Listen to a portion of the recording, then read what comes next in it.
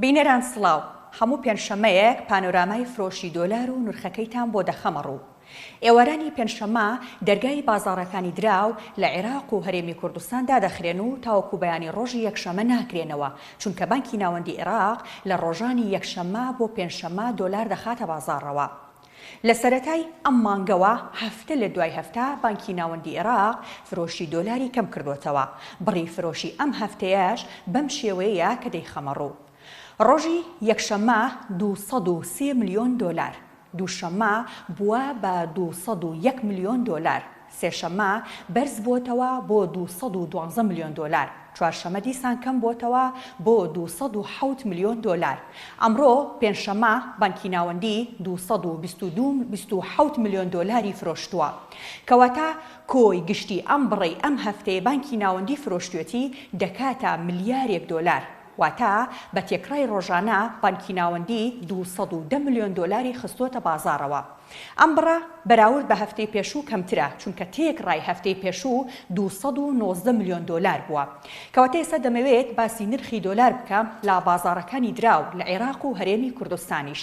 نرخی ئێستای 100 دۆلار بەرامبەر بە 147,000 دینارە. ئەم هەفتەیە نرخەکە کەمێک بەرز و نزمی کرد. سەرەتای هەفتە و لە کاتی دەنگدانی پەرلەمان بۆ هەندێک مادەی پرۆژە یاسای بوجە نرخی 100 دۆلار دابەزی بۆ خوار 145,000 دینار. بەڵام ڕۆژی دووشەمە کە پەرلەمان کۆی گشتی یاساکەی پەسەند کرد، نرخی دۆلار بەرزتر بووەوە، لە کاتێکدا چاوەڕوان دەکرا نرخەکە داببەزێت بۆ خوار 140,000 دینار. بۆ پێی لە یاساکەدا نرخی 100 دۆلار بەرامبەر بە 130,000 دینار جێگیر کراوە.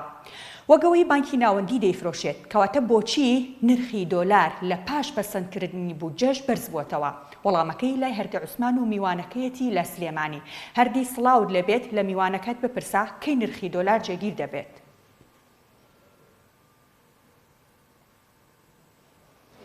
ئەم کاتەی تۆ وەرگرانی زوم باش میهرەبان. دیارە ئێوە پێشەکی یەکتان لەسەر بابەتەکە وت، منیش دەمەوێت چەند خولەکێک ئەگەر کاتمە بێ قسە لەسەر بابەتەکە بکەم پاشان بچمە لای میوانەکەم. ئەڵبەت نزیکەی 8 مانگە ئەم ناجێگیریە لە بەهای دۆلار بەرامبەر بە دیناری عێراقی هەیە لە بازاڕەکانی هەرێمی کوردستانە.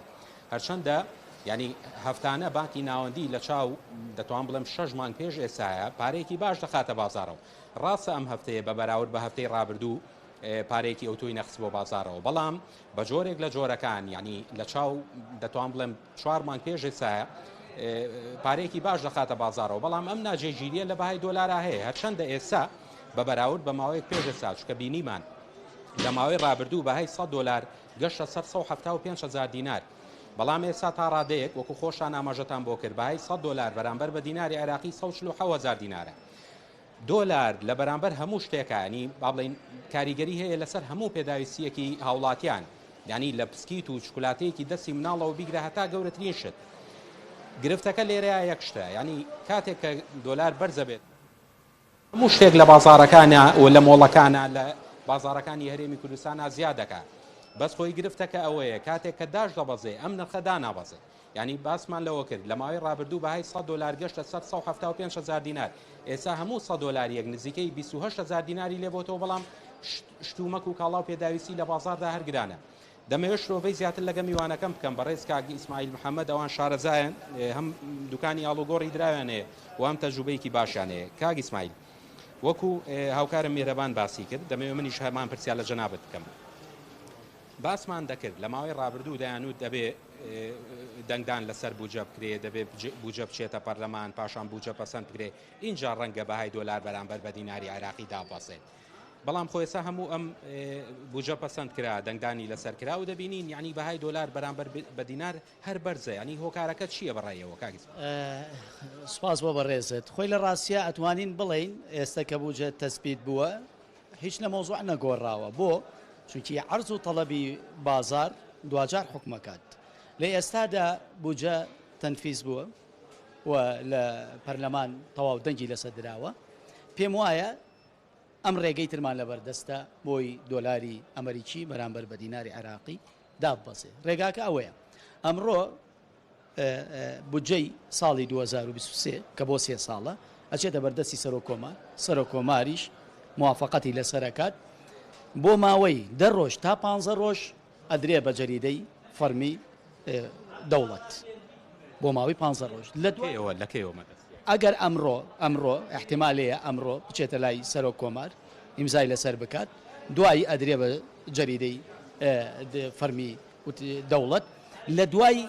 10 ڕۆژ بۆ 15 ڕۆژ اینجا ئەگاتە دەستی سەرۆک وەزیرانی عێراق ئەوسا سەرۆک وەزیران سەراحەتی ئەم بودجەیەی هەیە کە لە پەرلەمان تەسبیت بووە تا ئێستا کە قسە لەگەڵ بەڕێز دەکەم بۆی ڕەندانەوەی نییە لەسەر بازار بۆی بینەر و بیسەرەکانیشتان باشتر ئاگایان لێبێ تا ئێستا ئەم بودجەیە بە فەرمی نەچۆتە بەردەستی سەرۆک وەزیران باشە لە دوای ئەم بۆ 15 ڕۆژە احتیمالێ بکاتە جەژن و چەند ڕۆژێ دوای جەژن بێت هەر لەگەڵ گەیە دەستی سەرۆک وەزیران پێداچوونەوەشتی زۆر ناوێ لەبێ هەموو وەزارەتێک حیسەیەکی خۆی هەیە نمونە بێنینەوە وەزارەتی کارەبا نزیکەی 18 تریلیۆن دیناری هەیە وەزارەتی بەرگری 10 تریلیۆن وەزارەتی ناوخۆ 13 تریلیۆن وەزارەتی پەروەردە 12 تریلیۆن وەزارەتی سیحات 10 تریلیۆن دینار کەم تا زۆر ئەگەر لە ئینەکانە غەڵەتم نەکرد بێ هەمووی لەسەری 10 تریلیۆن دیناری هەیە ئەم وەزارەتانە هەمووی بودجەی تەشخیلی پێویستە کە گەیە بەردەست سەرۆک وەزیران خۆ ئەبێت بەلای کەمەوە هەر وەزارەتێک تریلیۆنە دیناری باتێ چونکی وەستاون لەسەرەوەی کە بودجەکە بچێتە بەردەستیان لەم حاڵەتە بۆ ئەوەی ئەم دینارە زۆرە بدرێ بەم وەزارەتانی کە لە بەردەستی ئەنجومەنی وەزیرانایە سەرۆکی ئەنجومەنی وەزیرانە پێویستە دۆلارێکی زۆر بفرۆشرێت پێم وایە ئەو کاتە بەهای دۆلاری ئەمریکی ڕاستەقینە دائەبەزێ چونکی بێت دۆلاری ئەم دینارە زۆرەی کە من بۆ تۆی باسی یەکەم بدرێ بەم هەموو وەزارەتانە محەممەد سەرۆک وەزیرانیش کە ئیشارەتی پێەکات ئەڵێ ئەمساڵ ساڵی ئاوەدانکردنەوەیە ساڵی ئاوەدانکردنەوە بێ مۆزارەتانە بێ پارێکی باشیان لە بەردەست بێت ئەم دینارە زۆرەکەیێتە بەردەستی ئەم مۆزارەتانە ئەبێ دۆلارێکی زۆری بۆ بفرۆشرێ دوجار لە 90 ئەو بودجەی لە بەردەستی بانکی ناوەندیە ئێستا بڵین ئەنجومە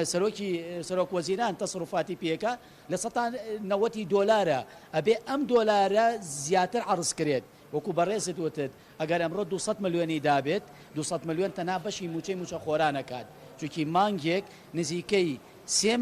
ملیارونی بۆ 4 ملیار دۆلاری ئەوێ بۆی بیکا بە دینار بیدا بە موچەی موچە خۆرانی بەڵام لە دوای ئەمەی کە ئەم بودجەی ئەم وەزارەتانە داوای حیسەی خۆیانەکەن بۆ ئیشوکارەکانیان ئەبێ دۆلارێکی زۆر بفرۆشێ ئەو کات دۆلارە زۆرە بفرۆشرێ دینارێکی زۆر لە بازار دێتە دەرەوە کاک ئیسماعیل بە پێی قسەکانی جەنابتان بێت پێدەچێت دوای جەژن ئیتر بەهای دۆلار بەرامبەر بە دینار تا ڕادەیەک جێگیری و یاخود دابەزێ من ئەم ئومێدەم هەیە وەکو خوێندنەوەی من ئەم ئومێدەم هەیە ئومێدەکەم وابێت چونکی بۆ حکوومەتی عێراقی 100 ملیار دۆلاری لە بەردەست بێت لە 100 داهاتی عێراق دینارە یعنی لە مانجێکە تریلیۆنێ دینار بۆ تریلیۆن و نیوێکی دینارێتە بەردەست 20 وەزارەتی لە بەردەستە کاکە نەخێت 10 وەزارەتی لە بەردەستە 10 وەزارەت ئەگەر لە مانجێکایەکی تریلیۆنێ دیناریشیان باتێ بەلای کەمەوە بێ 8 ملیار دۆلار لەم مانگا بفرۆشێت لەگەڵ ئەوەی کە بۆ موچەی موچە خۆرانە فرۆشێ ئەبێ بیگەێنێتە یعنی بەلای کەمەوە ڕۆژانە 300 ملیۆن دۆلار بۆ 350 ملیۆن دۆلار بۆ 400 ملیۆن دۆلار بفرۆشێت ئەوسا ئەتوانێ ئەو دینارەی کە ئەوێ بیدا بە وەزارەتەکان بێتە بەردەستی کاک ئیسماعیل من لە پێشەکەکەش ئاماژەم بۆ کرد یعنی ئەم بابەتە کاریگەری هەیە لەسەر کۆی گشتی سێکتەرەکانی کە ینی دەمەوێت بازەوە بکەم بۆ نمونە ئەمە چ کاریگەریەکی هەبووە لەسەر بازاڕی ئاڵوگۆڕی دراوە ینی بازاڕی سس کردووە خەڵکە بووە بۆ نمونە چوزانم ینی ئیفلاس بکە زەرەرێکی زۆر بکات ئەمە کاریگەری وای کردووە ئەم چەقوی بەستوی دۆلار ئێستا بەڵێ کاریگەری کردووە بازاری سس کردووە بۆ سەرۆکی ئەنجومەنی وەزیران پارێزگاری بانکی ناوەندی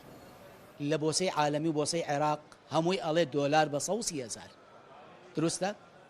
زۆرێک ئەو دینارەی کە هەیەی چاوەڕێک ئەگەر بێ ئۆتۆمبیلێک بکرێت بە 30,000 دۆلار دوجار تەماشا ئەکات 4 ملیۆن و نیوی فەرقە دەست نابە چاوەڕێ ئەم نەتایجانەی کە من ئێستا بە تۆموت دوجار بووجە بێتە بەردەستی سەرۆک وەزیران و ئەوسا بودجەی تەشغیلی بەکاربێنێت بۆ وەزارەتەکان ئومێدەکات دابەزێ ئەمە وای کردووە بازار سستە بەڕاستی یعنی بازار جموجۆلی بازار تا ئێستا سستە بەڵام حکوومەتی عێراقیش کە دۆلاری هێنا تا 140 کارتەکانی سست کرد جۆرێک لە جۆرەکان توانین بڵین ئەمە خەتەیەکی بانکی ناوەندی خۆی بوو بۆی شەریکاتەکان و بازرگانەکان ئەوەی تیجارەتی گەورەیان هەیە ڕای کێشێتە ناو سیستەمی ئەلکترۆنی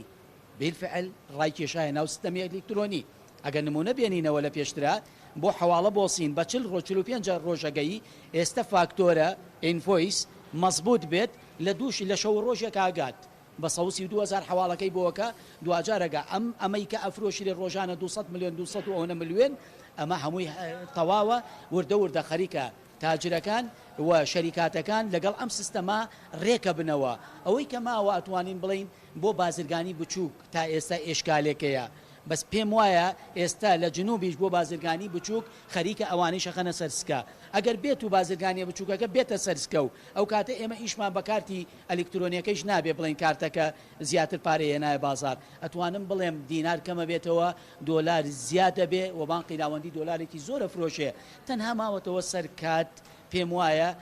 ئەو بڕیارەی داوێتی بانقی ناوەندی لە دوجارە جێبەجێیەکات. سپاس بۆ بەڕێز. بەڵێ دیارەوە کۆی گشتی گفتوگۆکەم بوو لەگەڵ میوانەکەم ئیسماعیل محەممەد خۆیان هەم دوکانیان لە بازاڕی ئاڵوگۆڕی دراو هەیە لە شاری سێمانی هەمیش تەجروبەیەکی باشیان هەیە ئەوان بازەوە دەکەن ڕاستە بوجە پەسەند کراوە ڕاستە دەنگدان لەسەر بوجە درا و پەسەند کرا و جەخت دەکرێتەوە کە دەبێت بەهای دۆلار با بڵین لە بانقی ناوەندی بە 130,000 دینار بەڵام ئەمە تا ڕادەیەک یعنی نەگەشتۆتە بازاڕەکانی هەرێمی کوردستان بۆیە ئەم پێشبینی ئەکات کە لە دوای جەژن بەهای دۆلار بەرامبەر بە دیناری عێراقی جێگیر بێ و یاخود دابەزێت. سپاس بۆ هەردی عوسمان زومی سلێمانی سپاس بۆ میوانەکەت سپاس بۆ ئێوەش.